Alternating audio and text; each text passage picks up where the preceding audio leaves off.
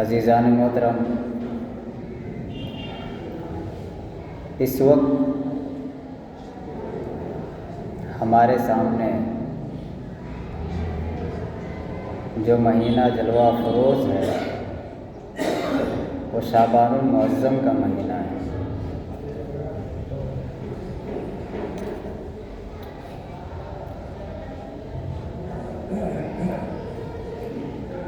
اس مہینے کے بے شمار حدیث پاک میں فضائل بیان کیے گئے ہیں۔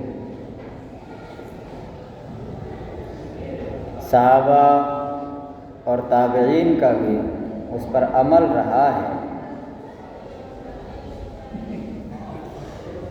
خود نبی اکرم صلی اللہ تعالی علیہ وسلم اس مہینے میں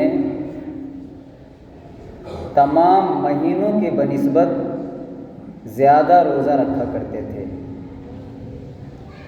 جیسا کہ بخاری شریف میں بھی ہے اور مسلم شریف میں بھی۔ حضرت عائشہ روایت کرتی ہیں کہ نبی کریم صلی اللہ تعالیٰ علیہ وسلم کو ہم نے دیکھا کہ رمضان کے علاوہ سب سے زیادہ آپ جس مہینے میں روزہ رکھا کرتے تھے وہ شعبان المعظم کا مہینہ ہے۔ سب سے زیادہ، کبھی کبھی تو ایسا ہوتا کہ پورے ماہ آپ مسلسل روزہ رکھتے، یہ پورے شعبان کا مہینہ۔ اور ایک روایت ملتی ہے، کسی صحابی نے حضور صلی اللہ تعالیٰ علیہ وسلم سے پوچھا، یا رسول اللہ، آپ اس مہینے میں دیگر مہینوں کے بنسبت زیادہ روزہ رکھتے ہیں، اس کی وجہ کیا ہے؟ تو آقا کریم صلی اللہ تعالی علیہ وسلم نے ارشاد فرمایا، میرے صحابی، اس مہینے میں بندوں کے نامہ اعمال اللہ کی بارگاہ میں پیش کیے جاتے ہیں، تو میں یہ سوچتا ہوں کہ جب اللہ کی بارگاہ میں میرا نامہ اعمال پیش ہو تو میں روزے کی حالت میں میرا نامہ اعمال اللہ کے سامنے پیش کیا جائے۔ اسی طریقے سے ایک روایت یہ بھی ملتی ہے کہ آنے والے سال میں کتنے بندے زندہ رہیں گے اور کتنے بندے انتقال کر جائیں گے، اس دنیا کو چھوڑ دیں گے۔ اللہ تبارک و تعالی 15 شعبان کی رات یہ لکھ دیتا ہے کہ آنے والے سال میں کون زندہ رہے گا اور کون مرے گا۔ تو اس لیے بھی ہمیں چاہیے کہ اس مہینے کی قدر کریں اور اس مہینے میں جم کر کے عبادت و ریاضت کریں، قرآن کی تلاوت کریں، درود و سلام پڑھا کریں، نوافل، ذکر و اذکار، نمازیں، اور 15 شعبان کی جو نمازیں جو پڑھتے ہیں رات میں جاگ کر کے، اس میں بھی میں ایک مسئلہ بتا دوں کہ اس رات بھی جو نوافل پڑھتے ہیں ٹھیک کرتے ہیں، اس میں کوئی خرابی نہیں ہے، لیکن یاد رکھیے گا جس کے ذمہ میں فرض نمازیں باقی ہوں، جن کے قضا نمازیں ہوں جن کے ذمہ میں، تو ان کے لیے اس رات بھی بہتر یہی ہے کہ وہ قضا نمازیں پڑھیں۔ دوسری چیز یہ بھی یاد رکھیے گا کہ اس رات میں کیا عبادت کرنی ہے، کوئی خاص عبادت ہے کیا؟ تو اس سلسلے میں حدیث پاک میں یا قرآن مقدس میں ہمیں کوئی چیز نہیں ملتی۔ مطلب یہ ملتا ہے کہ عبادت کی جائے۔ اب کوئی بندہ نماز پڑھے گا یا قرآن پڑھے گا یا تسبیح پڑھے گا، یہ اس کی اپنی مرضی ہے، کوئی چیز شریعت نے اس کے اوپر لازم نہیں کیا ہے کہ تم کو اتنی رکعتیں نماز پڑھنی ہے، اتنا قرآن پڑھنا ہے۔ بلکہ جتنی انسان کی اپنی طبیعت ہے اور جتنے وہ برداشت کر سکتا ہے، جتنی دیر تک وہ عبادت کر سکتا ہے اتنی دیر وہ عبادت کرے۔ یوں نہ ہو کہ اگر کوئی بندہ اس رات میں نہ جاگے اور عبادت نہ کرے تو ہم اس کو بری نظر سے دیکھیں، ایسا بھی نہیں ہونا چاہیے۔ چونکہ یہ عبادت نفلی عبادت ہے، اور نفلی عبادت کے بارے میں آپ سب کو پتہ ہوگا، نفلی عبادت کا مطلب ہی ہوتا ہے کہ اگر بندہ کرے گا تو ثواب ملے گا اور نہیں کرے گا تو کوئی گناہ نہیں۔ لیکن چونکہ اللہ تبارک و تعالیٰ نے کچھ راتیں سال میں ایسی بنائی ہیں کہ جس رات اللہ تبارک و تعالیٰ بندوں کے اوپر خصوصی فضل اور کرم فرماتا ہے، انہی راتوں میں سے ایک 15 شعبان کی رات بھی ہے۔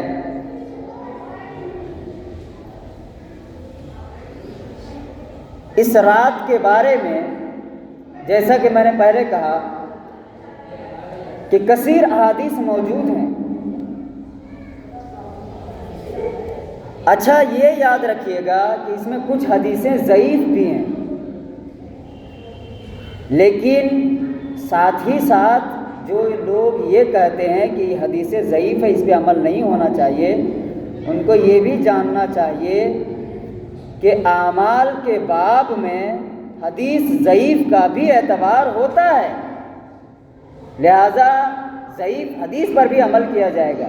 ضعیف حدیث کا مطلب یہ نہیں ہے کہ وہ حدیث مردود ہے یا حدیث کے متن میں کوئی کلام ہے، نہیں۔ ضعیف حدیث کا مطلب یہ ہوتا ہے کہ بیچ میں کوئی راوی ایسا آ گیا ہے کہ جس کی ثقہ ہونے پر کلام کیا گیا، تو اس کی وجہ سے یہ کہہ دیا جاتا ہے کہ یہ حدیث ضعیف ہے۔ یاد رکھیے گا، اگر کوئی آپ سے کہے کہ یہ حدیث ضعیف ہے، اس کا یہ ہرگز مطلب نہیں ہے کہ یہ حدیث مردود ہے، یہ قابل قبول نہیں ہے، بلکہ وہی حدیث اگر دوسرے راویوں سے مروی ہو تو اس کی جو ذوق ہے وہ ذوق بھی ختم ہو جاتا ہے۔ تو شب برات جو نصف شعبان کی جو رات ہے، اس بارے میں کثیر احادیث ہیں، اور اگر کوئی حدیث ضعیف ہے تو ان کے راویوں کی تعداد اتنی ہے کہ وہ ثقات کے درجے میں داخل ہو جاتی ہے۔ اس بارے میں چند حدیثیں آپ کے سامنے رکھنا چاہوں گا۔ حضرت عائشہ سے ایک روایت ہے، نبی کریم صلی اللہ علیہ وسلم کا معمول کیا تھا؟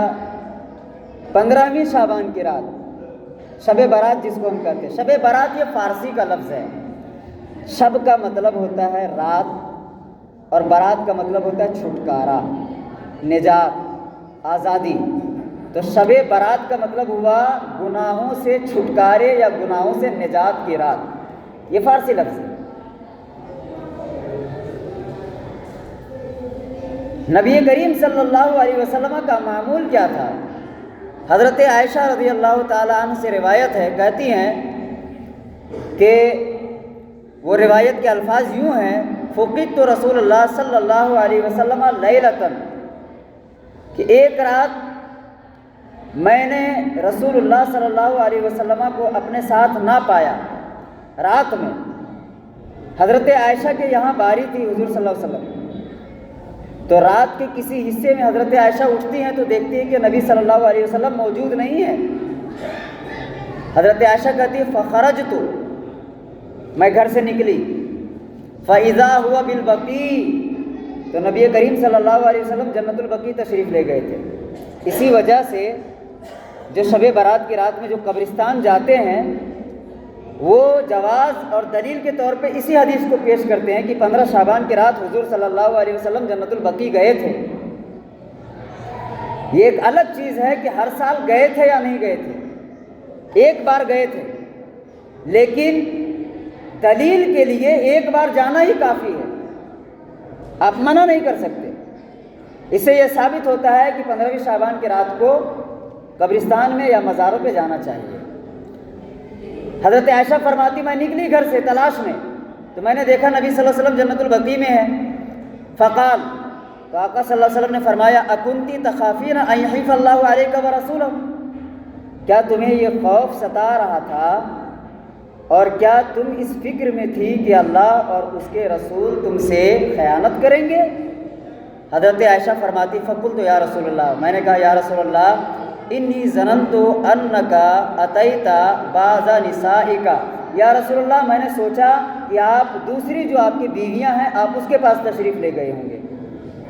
اللہ کے رسول صلی اللہ علیہ وسلم نے فرمایا ان اللہ ینزل لیلۃ نصف من شعبان، بے شک اللہ تبارک و تعالی نصف یعنی 15 شعبان کے رات کو آسمان دنیا پر نازل ہوتا ہے، الی السماء الدنیا، آسمان دنیا پر نازل ہوتا ہے، فیغفر لأکثر من عدد شیر غنم قلب، اور عرب میں ایک قبیلہ تھا جس قبیلے کا نام تھا بنو کلب، وہ بہت زیادہ بکریاں رکھا کرتے تھے، ان کے پاس بڑی بکریاں ہوتی تھیں۔ تو آقا صلی اللہ علیہ وسلم فرماتے ہیں اللہ تبارک و تعالیٰ آسمان دنیا پر نزول فرماتا ہے، اور اللہ تبارک و تعالیٰ بنو کلب کے بکریوں کے جو بال ہیں اس سے زیادہ انسانوں کی اللہ تبارک و تعالیٰ اس رات میں مغفرت فرما دیتا ہے۔ ایک تو بنو کلب کی بکریاں، بہت سارے بکریاں ہوتی تھیں، اور ایک بکری میں کتنے بال ہیں شاید کوئی گن بھی نہ پائے، ان کی جتنے بکریاں ہوتی تھی ان بکریوں کے اوپر جتنے بال ہوتے تھے، اللہ کے رسول فرماتے ہیں کہ اللہ تبارک و تعالیٰ اتنے مقدار میں، اتنے تعداد میں انسانوں کی گناہوں کو معاف کر دیتا ہے۔ اسی طریقے سے حضرت ابو بکر صدیق رضی اللہ تعالیٰ عنہ سے روایت ہے، کہتے ہیں قال رسول اللہ صلی اللہ علیہ وسلم اذا کان لیلۃ النصف من شعبان ينزل اللہ الی السماء الدنیا فیغفر لعبادہ الا ما کان من مشرک او مشاخن لاخیہ۔ حضرت ابو بکر صدیق فرماتے ہیں کہ نبی کریم صلی اللہ علیہ وسلم نے فرمایا کہ 15 شعبان کی رات اللہ تبارک و تعالیٰ آسمان دنیا پر نزول فرماتا ہے اور اپنے بندوں کے گناہوں کو معاف فرما دیتا ہے، اپنے بندوں کے، تمام بندوں کے گناہوں کو معاف فرما دیتا ہے، الا ما کان من مشرک او مشاہن لاخیہ، مگر 2 لوگوں کے گناہوں کو معاف نہیں کرتا۔ پہلا کون؟ ایک مشرک جو اللہ کے ساتھ کسی کو شریک کرتا ہے، اس کے گناہوں کو معاف نہیں کرتا ہے جب تک وہ توبہ نہ کر لے، اور دوسرا غور سے سنیے گا، او مشاہن لاخیہ، اور دوسرا وہ جو اپنے بھائی کی چغلی کرتا ہے۔ بیٹھیے ہوٹل میں کیجیے چغلی، پیشہ بنا لیا ہے نا آپ لوگوں نے، یہی کرتے رہیے، لیکن سنیے اپنے طرف سے میں نہیں کہہ رہا ہوں، حدیث پاک ہے، اللہ کے رسول فرماتے ہیں اللہ اس رات میں سب کو معاف کر دے گا 2 لوگوں کو چھوڑ کر کے۔ ایک کیا ہے؟ الا ما کان من مشرک، ایک مشرک جو اشراک باللہ کرتا ہے، جو اللہ کے ساتھ کسی کو شریک ٹھہراتا ہے، اور دوسرا او مشاہن لاخیہ، دوسرا جو اپنے بھائی کی چغلی کرتا ہے، جو کسی کی چغلی کرتا ہے۔ چغلی کتنا بڑا جرم ہے آپ سمجھیے کہ اس رات میں سب کی مغفرت ہو جاتی ہے، لیکن چغل خور کی مغفرت نہیں ہوتی ہے جب تک کہ وہ سچے دل سے توبہ نہ کر لے۔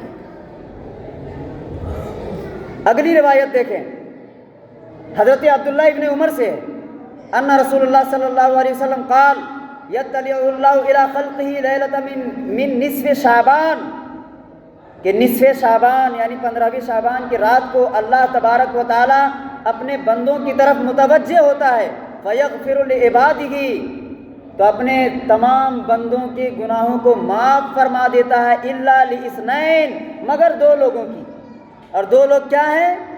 مشاحن، پہلا پھر وہی چغل خور، وقاتل نفس، اور دوسرا قاتل، یہ 2 لوگوں کی مغفرت نہیں ہے۔ اسی طرح یہ روایت جو ہے یہ مشکات شریف میں ہے، اور اس سے پہلے جو حدیث میں نے پڑھی یہ شعب الایمان للبیہقی میں علامہ بیہقی نے اس کو نقل کیا ہے۔ اسی طرح اگلی روایت جو ہے یہ حضرت علی سے ہے، ان علی کی قال قال رسول اللہ صلی اللہ علیہ وسلم اذا كانت لیلۃ نصف من شعبان فقوموا لیلہا وصوموا نہارہا۔ حضرت علی فرماتے ہیں کہ رسول اللہ صلی اللہ علیہ وسلم نے فرمایا کہ جب 15ویں شعبان کی رات آ جائے، فقوموا لیلہا، تو اس کی رات میں تم عبادت کرو، رات کو قیام کرو، رات کو نمازیں پڑھو، وصوموا نہارہا، اور دن میں روزہ رکھو۔ یہ حدیث پاک ہے۔ آگے کے الفاظ دیکھیں، فَإِنَّ اللَّهَ يَنزِلُ فِيهَا لِغُرُوبِ الشَّمْسِ إِلَى السَّمَاءِ الدُّنْيَا، اس لیے کہ 14ویں کا سورج جب غروب ہوتا ہے اسی وقت سے اللہ تبارک و تعالیٰ آسمان دنیا پر نزول فرماتا ہے، فَيَقُول، اور اللہ فرماتا ہے، أَلَا مِن مُسْتَغْفِرٍ لِّي فَأَغْفِرَ لَهُ، ہے کوئی مجھ سے مغفرت طلب کرنے والا کہ میں اس کے گناہوں کو معاف کر دوں؟ أَلَا مُسْتَزْرِقًا فَأَرْزَقَهُ، ہے کوئی رزق تلاش کرنے والا میں اسے رزق دوں؟ أَلَا مُبْتَلًا فَوَافِيهِ، اور ہے کوئی مصیبت زدہ تکلیف میں مبتلا مجھ سے چھٹکارا مانگے میں اسے مصیبت سے چھٹکارا دے دوں۔ یہ حدیث پاک ہے۔ حتیٰ یطلع الفجر، اسی طریقے سے آسمان دنیا سے فجر تک آواز آتے رہتی ہے کوئی صحت مانگنے والا، ہے کوئی دولت مانگنے والا، ہے کوئی شہرت مانگنے والا، ہے کوئی عزت مانگنے والا، فجر تک تو یہ آواز آتے رہتی ہے۔ بندہ جو مانگ لیتا ہے اس کی دعائیں قبول ہوتی ہے، اور جو بستر پہ سوئے رہتا ہے غافل رہتا ہے پھر اللہ تبارک و تعالیٰ اسے کچھ نہیں دیتا۔ اسی طریقے سے اگلی جو روایت ہے حضرت عبداللہ ابن عمر سے، قال خمس لیال لا يرد فیہا الدعاء، حضرت ابن عمر فرماتے ہیں کہ 5 راتیں ایسی ہیں کہ جس میں اگر دعا کی جائے تو اللہ تبارک و تعالیٰ اس کو رد نہیں فرماتا۔ 5 راتیں ایسی ہیں۔ وہ راتیں کیا ہے؟ لیلۃ الجمعہ، پہلی رات جمعہ کی رات ہے۔ جمعہ کی رات میں اگر آپ دعا کریں گے اللہ تبارک و تعالیٰ اس کو قبول کرتا ہے۔ وہ اول لیلۃ من رجب، اور رجب کی پہلی تاریخ کا جو رات ہے اس تاریخ میں اگر کوئی دعا کرے اللہ اسے بھی رد نہیں کرتا۔ ولیلۃ نصف من شعبان، اور 15ویں شعبان کی رات میں جو بندہ دعا کرتا ہے اللہ اسے بھی رد نہیں کرتا۔ ولیلۃ العید، اور عید الفطر اور عید الاضحیٰ کی رات میں جو بندہ جاگ کر کے عبادت کرتا ہے اور دعائیں کرتا ہے اللہ اس کی بھی دعا کو رد نہیں کرتا۔ اگلی حدیث دیکھیں، عن عائشہ قال نبی کریم صلی اللہ علیہ وسلم فرماتے ہیں اتانی جبریل، میرے پاس جبریل آئے، فقال، اور کہا، ہذہ لیلۃ النصف من شعبان، کہ یہ رات 15ویں شعبان کی رات ہے، وللہ العتقاء من النار، اس رات میں اللہ تبارک و تعالی لوگوں کو جہنم سے نجات دیتا ہے، بعدد شعور غنم کلب، وہی الفاظ ہے جو پہلے حدیث میں پڑھا، بنو کلب کے بکریوں میں جتنے بال ہیں ان کے بالوں سے زیادہ لوگوں کی اللہ تبارک و تعالیٰ اس رات میں مغفرت فرما دیتا ہے۔ لیکن 5 لوگ ایسے ہیں جس کی طرف اللہ تبارک و تعالیٰ نظر رحمت نہیں فرماتا اور اس کے گناہ کو معاف نہیں فرماتا۔ وہ 5 لوگ کون ہیں؟ لا ينظر اللہ فیہا الی مشرک، اللہ تبارک و تعالیٰ مشرک کی طرف نظر نہیں کرتا، اس کی دعا کو قبول نہیں کرتا، اس کے گناہ کو معاف نہیں کرتا۔ ولا الی مشاہین، اور ایک چغل خور کی دعا کو قبول نہیں کرتا اور اس کے گناہ کو معاف نہیں کرتا۔ ولا الی قاطع رحم، اور جو رشتہ توڑتا ہے، جو رشتہ توڑ دیتا ہے، ہماری آپ کی ہے اور کسی بات پہ لے کر کے ہم جوڑنے نہیں، بلکہ چھوٹی سی بات میں ہم آپ سے دشمنی مول لے لیے اور 3 دن سے زیادہ یوں بھی بات کرنا ممنوع ہے، تو جو رشتہ توڑتا ہے اللہ اس کے گناہوں کو معاف نہیں کرتا۔ ولا الی مسبل، اور جو پائجامہ گھٹنوں کے نیچے ٹخنوں کے نیچے پہنتا ہے، پائجامہ جو ٹخنوں کے نیچے، چاہے پاجامہ ہو یا شلوار ہو یا لنگی ہو، جو بھی ہو، جو نیچے پہنتا ہے اللہ اس کے بھی گناہوں کو معاف نہیں کرتا۔ لیکن یہاں میں ایک بات کی وضاحت کر دوں، اور وہ وضاحت کیا ہے پتہ ہے آپ کو؟ حدیث میں جو الفاظ آئے ہیں نا، ولا الی مسبلین، تو اس میں الفاظ کی قید ہے وہ یہ ہے کہ اگر کوئی پائجامہ ٹخنے کے نیچے ازراہ تکبر پہنے، یعنی تکبر کی نیت سے پہنے، تو اللہ تبارک و تعالیٰ اس کے گناہ کو معاف نہیں کرتا ہے۔ اگر بے خیالی میں اگر کسی کا ہو گیا نیچے تو ایسے شخص پر یہ لاگو نہیں ہوگا، اللہ تبارک و تعالیٰ کا حکم اس کے اوپر ہی لاگو نہیں ہوگا، اس لیے کہ حدیث میں ہے ازراہ تکبر کی نیت سے جو ٹخنے کے نیچے لنگی پہنتا ہے یا شلوار پہنتا ہے اللہ اس کے گناہوں کو بھی معاف نہیں کرتا۔ اور اسی طریقے سے جو والدین کی نافرمانی کرتا ہے، جو والدین کو تکلیف دیتا ہے اللہ اس کے بھی گناہوں کو معاف نہیں کرتا۔ تو یہ 15ویں شعبان کی رات ہے، اللہ تبارک و تعالیٰ اس رات میں خصوصی فضل فرماتا ہے اور دعاؤں کو قبول کرتا ہے، گناہوں کو معاف کرتا ہے۔